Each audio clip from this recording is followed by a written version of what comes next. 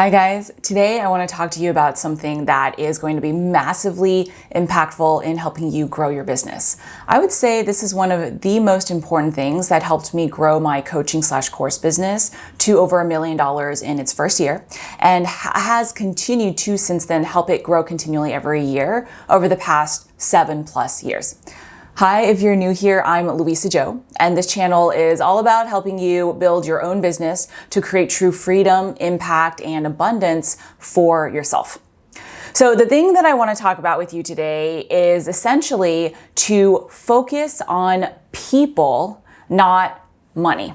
And this is something that you might have heard before because it's true. However, what I'm going to share with you today are very tangible examples and advice that you can go out there and start implementing and using right away, all backed by my own experience. So no theory here. With that, let's jump right into it. I'm going to break this into a few segments and with examples and takeaways for you. So the first piece of this that I want to share with you is that when you're focusing on people to grow your business instead of money or just the tactics like your marketing, your funnel, your systems, your copywriting, which are all important, but frankly, nothing is as important as the people component. What that's going to do is it's going to have you creating products not for the money, but to solve a problem. And this is something that a lot of people will say, but the application of it is not as common, frankly. So let me give you an example for myself. One of my first products that I created after my flagship programs was a program on how to build your email list. Now, if you have been in the online industry for any amount of time, you know that courses to create your email list are a dime a dozen. Everyone has them because they sell well. And so I could have taken the point of view that I wanted to create this course to make money, but frankly, that also felt boring to me, and I didn't want to create just another course like anyone else. And so what I wanted to do was to create a solution, because as I had been building my coaching/course business, I had taken a lot of those courses and frankly, they hadn't really worked for me. I identified the problems that they had. Those courses felt very theoretical. They didn't really tell me what to do. They gave me some general kind of principles and then left me on my own in terms of, okay, what do I implement? What's my schedule? What do I focus on? And also, they didn't really give me a clear sense of what would actually work and what wouldn't. So what I did was I did something very different. I said, okay, let me create something that addresses all those problems that I had because I'm sure other people are going to be having them as well. And let me actually share something from a completely different point of view, not just explaining the theory of building an email list, but explaining the actual way that I did it. And so that became one of my first courses called My First 10K Subscribers. So you can already see the positioning is not like build your email list, how to grow your email list. It's very clear. It was also very different because it shared exactly what I'd done, what mistakes I'd made, the schedule that I'd used, and my actual strategies, scripts, templates, landing pages, all of that, which no one else was doing or frankly has done since. And to this day, it is one of my top selling courses. And also, I have since then created, I would say, about over 20 different courses. I've lost count. Every single one of them has come from that place. Not how do I make money? What do I need to do that everyone else is doing because it's already working? The truth is, when you solve a problem, you will naturally make a lot of money. And so what I did was I have created all my courses from that place, which means that I have not had to do market research for any of those courses. Now, there are exceptions to those. You have to know your audience. You have to be fairly good at marketing and sales. But that aside, I've not had to do market research. And that's because I know I'm solving a problem. And because I come from that place, that also naturally gives my products very strong and unique positioning so that they're all completely different from anyone else's products. Even if they're teaching on kind of the same topic, it's completely different. I naturally stand out and I naturally make a lot of sales and my clients get the best results, which then compounds everything and helps my business grow even faster, making more sales, creating more testimonials, building my brand. And so flipping it back to you, the tangible takeaway is even if you already have a product right now, Where can you improve it to really make it about solving someone's problem versus, hey, this is what's good marketing, this is what's good copywriting, or this is what everyone else is doing that I think is going to make money. Sure, do all of that, but take it a notch higher by thinking about, okay, well, beyond all of this, what's the real problem that I'm solving here, and how can I address that? How can I include that more in everything that I'm doing from the front end of the product to the back end to create way better results and more sales? So that is, I would say, I guess, tip number one that I have for you today. Tip number two, again, with the focus on people versus money, and the money will more than follow, is to focus with everything you do on one metric: usefulness. So the reason why I use the word usefulness instead of another term like the commonly used word value is because there are a lot of tricky misconceptions around the term value and what people teach. And so we're just gonna avoid all of that, and we're gonna use a different word, usefulness, because it's very easy to measure that.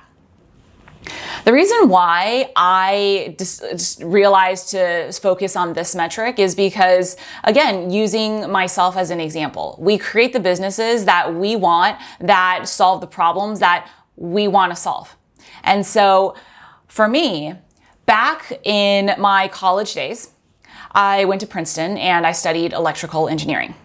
Whenever I share that, people just automatically assume that I was such a good student. That could not be further from the truth. So to be fair, I did do really well in high school and middle school and all of that to be able to get into college. But that was kind of just, hey, the point is you need to study well and get good grades to get into a good college. After that, in Princeton, I was a very fair B, even B minus student, to be honest. I showed up to the classes, did what I could, but it wasn't really that interesting to me.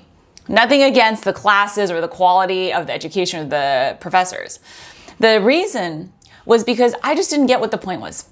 I didn't want to learn the theory of all the things we were learning because, yes, it was going to enrich my mind and help me improve my overall intellectual skills, but I didn't really see myself using any of the theory that we were learning in real life. So I didn't really apply myself as much. I couldn't. I wasn't that motivated, frankly. And that's also why I decided after I got my bachelor's degree, I'm good. No more advanced education for me. And that is how I feel about everything. I love learning. I'm always learning, absolutely, and you should be too.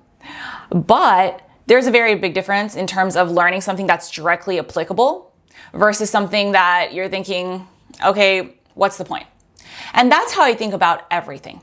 So that is the best example I can give you because you have probably gone to college and experienced this in some degree for yourself of what it means to create something that's useful. Now, when I put out everything, whether that's free content like my YouTube videos, on my social channels, on my email list, which is my primary form of content, I send out almost daily emails, or to my paid courses, to my coaching programs, everything. The one question I ask myself is, how useful is this going to be? Now, there are many different ways to be useful. You can create something that's interesting so that it takes up someone's day and it gives them something that actually improves their mind a little bit. You can give them something that gets them thinking, right? Just like, oh, whoa, I'd never thought about this before. Okay, let me go and play with this a little bit because this could lead to so many other ideas and ahas for me. It could give them something actionable like we're doing in this video where I'm giving very tangible things to be thinking about and that you can go off and start doing, frankly, right after this video. Something that motivates people. That's also useful because motivation is the start of everything. It's not something that you want to rely on forever, but you need to have a little bit of motivation and belief that what you want to accomplish is possible. Otherwise, you're going to feel too unmotivated to even try. So that is way undervalued. It can give a shift in perspective like, oh, whoa, I never realized that this way of doing something or thinking about it was even possible. Maybe it's better than the way I've been doing it. Let me go off and play with this.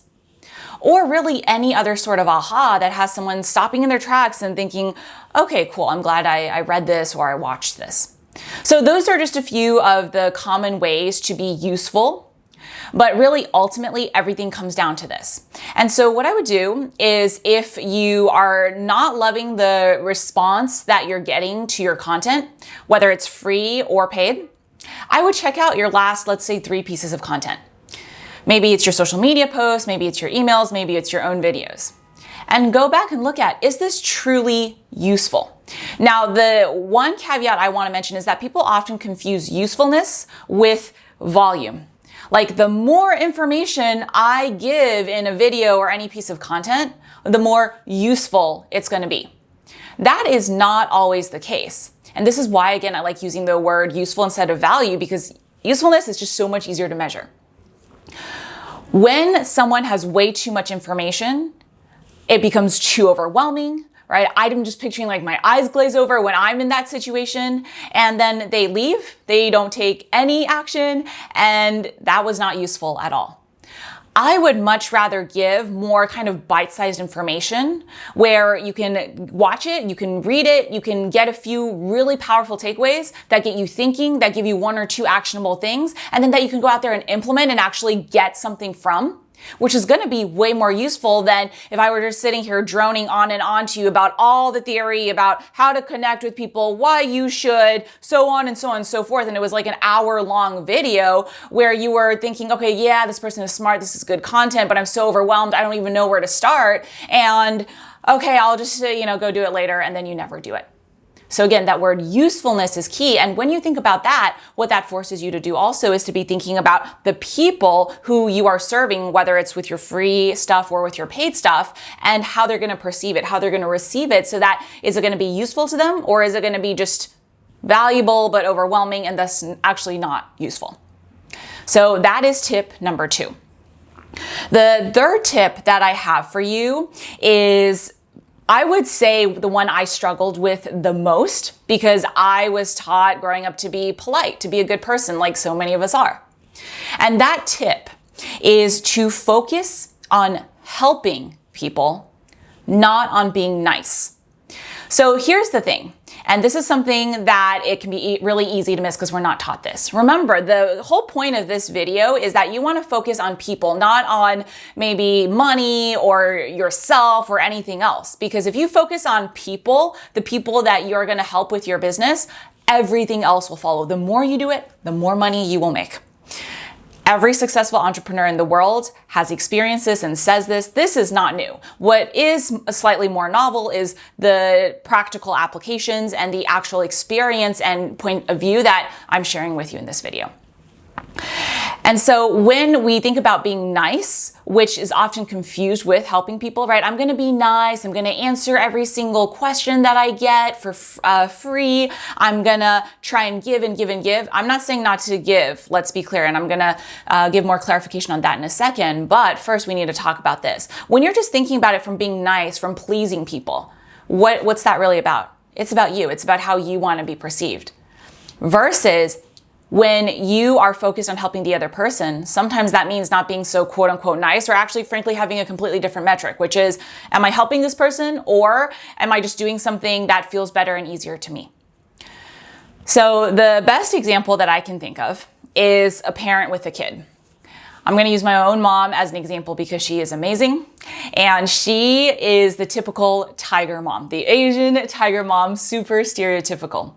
Growing up, I did all the stereotypical things that you can imagine for an Asian kid. I had to go to school. As soon as I came back from school, my mom would meet me at the door. She would take my backpack. I would maybe get a snack, and then she would say, okay, time to go practice piano. She would literally stare at the clock for an hour, and I could not get up a minute earlier, and I had to practice, no shirking and just messing around. And after that, it was, okay, go upstairs and start doing your homework, start studying. Keep the door open because I don't want you just pretending to study with your door closed. Then when dad gets home, it's going to be dinner time. We're going to have dinner. You're going to wash the dishes. Then you're going to go back to your room and study and do homework until it's time to go to sleep. That was essentially my entire high school life. And you know what? If my mom was being nice, that's not what she would have done.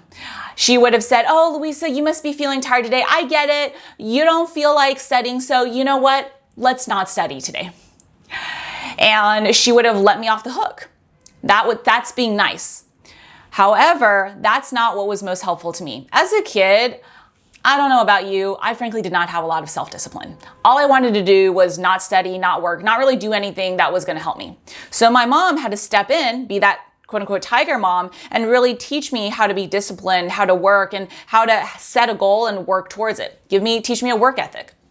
And you know what? Thank goodness she did, because obviously it worked out for getting into a good college. And to this day, I can't credit my work ethic, my discipline, my determination enough, because that's what my mom taught me, and that's what I needed to learn. We have probably all experienced this in some degree from our parents, maybe with our kids. So that is something that hopefully you can relate to.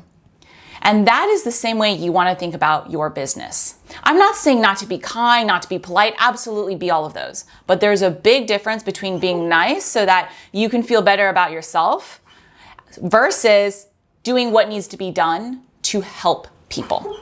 So I'm going to give you some examples in terms of how this has also helped me in my business as well, and how to go ahead and use this in your business too. So the first thing is, when you decide the principles and policies that you set in your business, what's going to be the most helpful for your clients versus what's going to be nice or what everyone else is doing just to be, again, nice. So the first is saying the things that you really believe instead of sugarcoating everything you say. Again, this is not about being rude or controversial just for the sake of it, but I've got very strong beliefs about what it takes to build a business. I'm not going to sugarcoat it for you. It takes a lot of hard work and discipline. Anyone who tells you that you can get rich quickly or easily is lying to you. And I've got a whole bunch of other beliefs that we don't need to go into right now. So I'm very upfront about those things. And if someone comes to me and says, hey, I'm not motivated, I don't have a good work ethic, I don't know if I really want this, I'm very upfront and I'll say, then this probably isn't for you, at least right now. And so that sometimes makes people a little upset. But it's the best for them, because otherwise maybe they spend a lot more time on this, they waste their time on buying courses. Even if it's mine and they don't use it, it's a waste. I don't want that. And ultimately, my doing this gives them what they need. So what does that equivalent look like for you in your business? Now, the thing is, why this has been so helpful is because, first, it establishes a reputation that you have, that you are honest, you are truthful, and you are no BS. I can't tell you how many people over the years have come to me saying, hey, Luisa, I heard about you through so-and-so. They told me you were very upfront with them, that they were not a good fit for this, or you told them what they needed to hear that no one else would say. And you know what? I trust that, and I'm ready. I would love to learn from you or buy this course from you. Or sometimes that person themselves comes back and says, you were the person who told me what I needed to hear, so now that I am ready, I want to work with you. And it just really builds out that reputation so that you attract the best clients who are ready, who get the best results, and you have that reputation of honesty, integrity, which frankly is priceless. Not to be cliche, but it's true. So that is the first piece. The second piece is along the lines of what I just mentioned, but I want to elaborate a little bit more, which is that you want to tell people what they need to hear, not what they want to hear. So there is a slight distinction. Saying what you believe sometimes is not what anyone quote unquote needs or wants to hear. It's just what you believe, and you believe needs to be put out there. Telling people like specifically what they need to hear versus what they want comes more into play in terms of maybe people who are considering buying from you or from your actual clients. So something I'm very known for, especially in my courses and in my coaching programs, is that I'm honest. I'm sometimes brutally honest, but most of the time I'm just honest. And that's because you need brutal honesty to help someone get the results that they want. And this is, again, not about being rude or anything like that, but when there's time for a tough conversation, hey, this is not working because, hey, you need to do this. Hey, you're missing this. No one else is telling you because this is hard. I'm going to say it. You're not going to like me very much right now, but you're going to be thankful for it in the future, right? Just like my mom in that tiger mom example, telling me the things that I needed to do, needed to hear versus what I wanted to hear, which was, hey, Luisa, you don't need to study or practice today. So that's the hard part. Very few people are willing to do it, but those who are, guess what? You build that trust with your audience. It compounds over time, and you build this reputation that is a moat in of itself against all of your other competition, because the majority of people are not doing that. They don't have the strength. They don't have the maybe integrity. They don't have the desire. And so you automatically stand out and make a ton more sales. I can't tell you how many people have purchased something from me and said, Luisa, I bought from you because I know you are honest. You have this reputation, or I've personally experienced it. So the next thing is, I would say, respecting your time and teaching people to respect your time as well. Because when someone's more respectful of your time, they're going to value it more. They are going to go out there and use the time that you do give them even better, and they're going to get better results. And the reason why I phrase it like this is because there's a lot of advice out there that says, hey, respond to every single comment that you get on your social media channels for free. Engage with your audience as much as possible. That's how you build a relationship. Sure, that's one way to do it. There have been times, absolutely, that I have done that myself, but I've been doing this for a while. I've helped a lot of people as well. And I will tell you what I've seen is that in the grand scale of things, that actually does not move the needle as much as anyone says in terms of building a relationship with your audience and actually helping people. Because what that does is it just makes you feel good about yourself and answering every comment.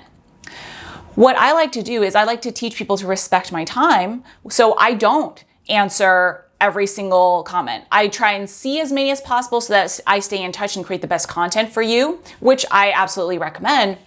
But frankly, if I were going around saying, hey, I'm running a really successful business, I've got other businesses, I'm an investor, I'm a coach, I'm doing all of these things, and I have so much free time twiddling my thumbs that I'm checking all my free social media channels and trying to answer everything, it kind of sends a conflicting message in terms of who you are, what you're here to do, and what your business is here to do as well. And so if I see a really thoughtful comment, maybe I'll respond to it. Otherwise, I will maybe create a piece of content that speaks to that, but helps a lot more people. And I will teach my people that, hey, if you want to get more specific advice from me, the best way is through my courses or through my coaching. That's not saying to not provide a lot of value for free. I mean, I've been putting out weekly videos on this YouTube channel for what I think over 2.5 years. So let's be clear on that.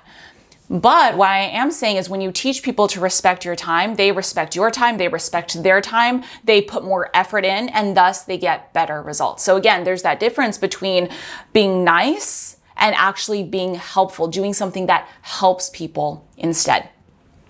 The final thing that I will say for this section is that I get a lot of fear usually when I teach this, which is that, hey, what if I turn people off?